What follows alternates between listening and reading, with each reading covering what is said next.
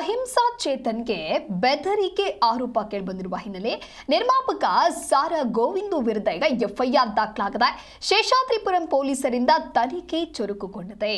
ಚೇತನ್ ಅಹಿಂಸಾ ಮನೆ ಬಳಿ ಹೋಗಿ ಬೆದರಿಕೆ ಹಾಕಿದ್ರು ಅನ್ನುವಂಥ ಆರೋಪ ಇದು.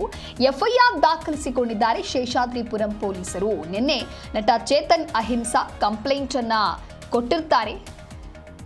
ಇತ್ತೀಚೆಗೆ ಡಾಕ್ಟರ್ ರಾಜ್ಕುಮಾರ್ ಅವರ ಸ್ಮಾರಕದ ಜಾಗಕ್ಕೆ ಸಂಬಂಧಪಟ್ಟಂತೆ ನಟ ಹಾಗೆ ಸಾಮಾಜಿಕ ಕಾರ್ಯಕರ್ತ ಚೇತನ್ ಅಹಿಂಸಾ ನೀಡಿದ ಹೇಳಿಕೆ ಭಾರಿ ಚರ್ಚೆಗೆ ಕಾರಣ ಆಗಿತ್ತು. ಅಷ್ಟೇ ಅಲ್ಲದೆ ಚೇತನ್ ಹೇಳಿಕೆಯನ್ನ ವಿರೋಧಿಸಿ ಸಾರಾ ಗೋವಿಂದು ಅವರ ನೇತೃತ್ವದಲ್ಲಿ ಅಣ್ಣವರ ಅಭಿಮಾನಿಗಳು ಚೇತನ್ ಮನೆಗೆ ಮುತ್ತಿಗೆಯನ್ನು ಕೂಡ ಹಾಕಿದ್ರು. ಈ ರೀತಿಯಾಗಿ ಕೆಲವೊಂದಿಷ್ಟು ಚರ್ಚೆಗಳೆಲ್ಲವೂ ಕೂಡ ಆಗ್ತಾ ಇತ್ತು. ಹೀಗಾಗಿ ನಿನ್ನೆ ಮಧ್ಯಾಹ್ನ ನಟ ಚೇತನ್ ಮನೆಗೆ ನುಗ್ಗಿದವರ ವಿರುದ್ಧವಾಗಿ ದೂರು ದಾಖಲಿಸಿದ್ರು. ಹಾಗೆ ನಿರ್ಮಾಪಕ ಸಾರಾ ಗೋವಿಂದ್ ವಿರುದ್ಧ ಈಗ ಎಫ್ಐಆರ್ ದಾಖಲಾಗಿದೆ. ಇನ್ನು ನಟ ಚೇತನ್ ವಿರುದ್ಧ ಅವಾಚ್ಯವಾದಂತಹ ಪದ ಬಳಕೆ ಮಾಡಿರುವಂಥದ್ದು ಹಾಗೆ ಗಲಾಟೆ ವಿಚಾರವಾಗಿ ನಿರ್ಮಾಪಕ ಸಾರಾ ಗೋವಿಂದು ವಿರುದ್ಧ ಈಗ ಎಫ್ಐಆರ್ ದಾಖಲಾಗಿದೆ. ಶೇಷಾದ್ರಿಪುರಂ ಠಾಣೆಯಲ್ಲಿ ಸಾರಾ ಗೋವಿಂದು ಮತ್ತು ಸಹಚರರ ವಿರುದ್ಧ ಕೇಸ್ ದಾಖಲಾಗಿರುವಂಥದ್ದು.